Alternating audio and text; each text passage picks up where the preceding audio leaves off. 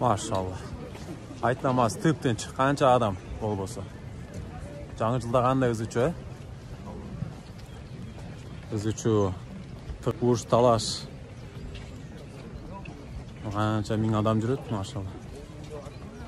Қандай берекелүү. Қандай сон жыттарды қой. Қандай сон жыттар, таптаза. Эчтеке мусор жок, мынакей таптаза. Тамеки чеккен киши жок, ичкен киши жок.